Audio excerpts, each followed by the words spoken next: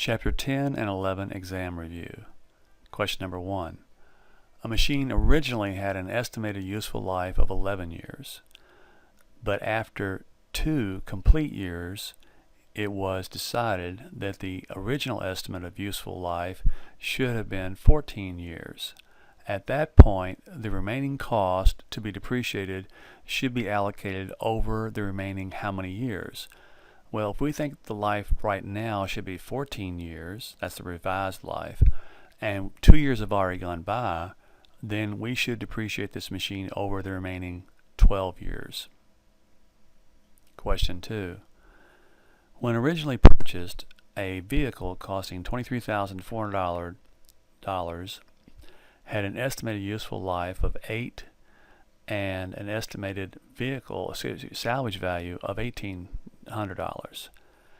After 4 years of straight-line depreciation, the asset's total estimated useful life was revised from 8 years to 6 years, and there was no change in the estimated salvage value. The depreciation expense in year 5 equals what? Okay, the first thing we have to do is we have to bring this asset forward to the point of where there's a change. So the accumulated depreciation at the end of year 4 up to the point of change. So you take the cost of the asset, which is $23,400, minus the salvage value, $1,800, multiply it times 4, and you would have $10,800, and that would be the depreciation that has been taken all the way up through year 4. Now the depreciation in year 5 will be the cost of the asset, $23,400, minus the depreciation we've taken at this point, which would be $10,800, minus any salvage value, which is $1,800, and combine all that together and divide it by 2, and you'll get the depreciation we should take in year 5, which is $5,400.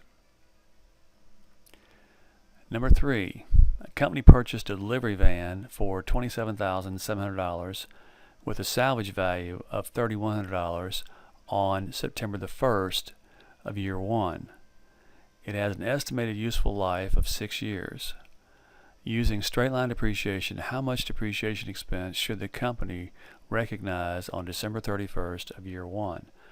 Well, notice this is a partial year depreciation, and from September the 1st until December 31st, that's only going to be 4 months. So the way we'll calculate this will be for depreciation expense, you normally take the cost of the asset, which is $27,700, minus the salvage value of $3,100, and that difference is called the depreciable amount. We'll divide that by 6 years, which is the life of the asset, and then multiply it times 4 months. That's September, October, November, December. And for those 4 months, that depreciation expense should be $1,367. Number 4, PV Enterprises purchased a depreciable asset for $32,000 on April the 1st of year 1, another partial year depreciation. The asset will be depreciated using the straight line method over a 4-year useful life. Assuming the asset's salvage value is $4,000, what will be the amount of accumulated depreciation of this asset on December 31st of year 3? Well, we're going to have to do depreciation for each of these years to see what we've got. So in year 1, we're going to take a partial year depreciation, which would be $32,000 minus $4,000 salvage value, and that would be a $28,000 depreciable amount, divided by 4, and that would be for a full year, but then we'll multiply that times 9 months out of 12, or 9/12, and that means for year 1, we don't need this, but for year 1, we'll depreciate $5,250. Year 2 will be a full year, so it'll be the $32,000 minus $4,000, which is $28,000, divided by 4, which would be $7,000. In year 3, it'll also be a full year, same calculation, which would be $7,000, and they want to know what would be the accumulated depreciation at year 3. Well, that'll be the first year, second year, and third year, or the total amount we've depreciated this asset as of the end of year 3 will be $19,250. Question number 5. PV Enterprises purchased a depreciable asset for $29,500 on April the 1st, year 1.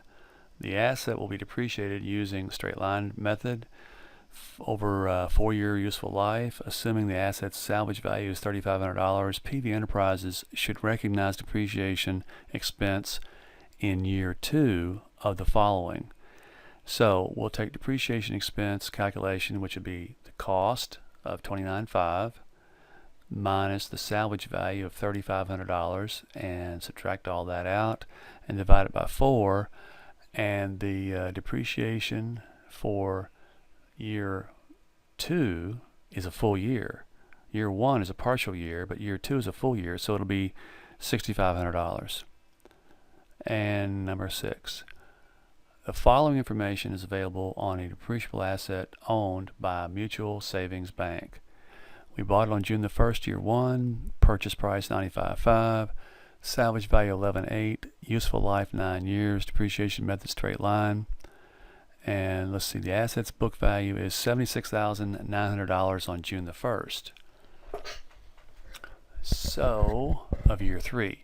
On that date, management determines that the asset's salvage value should be $6,800 rather than the original estimated $11,800.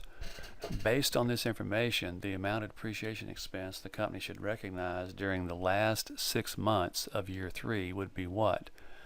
Well, first thing we have to do is bring things forward to the point of change.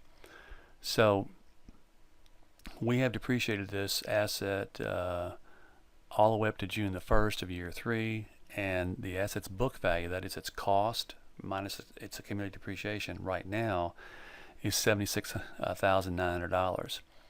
So we're going to take the $76,900 book value minus the revised salvage value, now that the salvage value is $6,800, and that will be subtracted from the $76,900 and then divided by the remaining useful life, which is be in this case 7 years, and then we'll multiply that times a half a year, because this was on June the 1st, and looks like we've got a total of $5,007.14.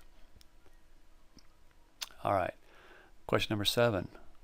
Total asset turnover ratio of 5.1 indicates that for every dollar in assets, the firm produced $5.10, 5.1, in net sales during the period, and that's exactly what it means. And the higher this ratio is, the better it is. It means how much more productive you are.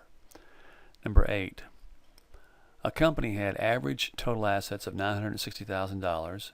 Its gross sales were $1,110,000. Its net sales were $935,000.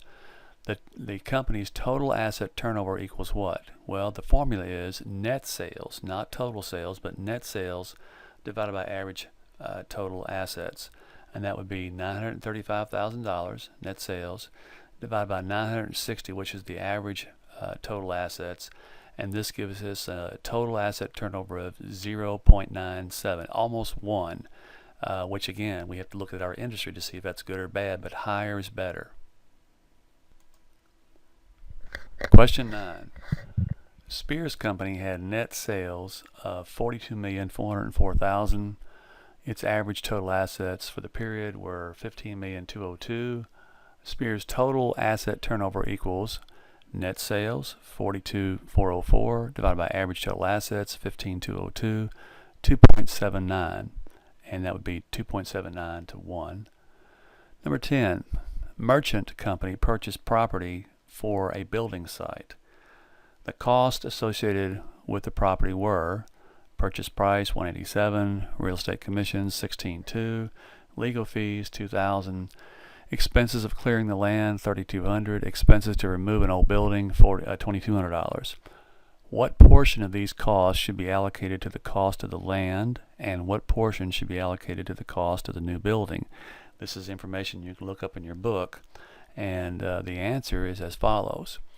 The total cost looks like $187,000 plus $16,200 plus $2,000 plus 3,200 plus 2,200 equal to $210,600. And the answer here is the entire amount of the cost should be allocated to the land since the new building is not yet constructed. And there are rules to look up and see what the building allocation process would be also.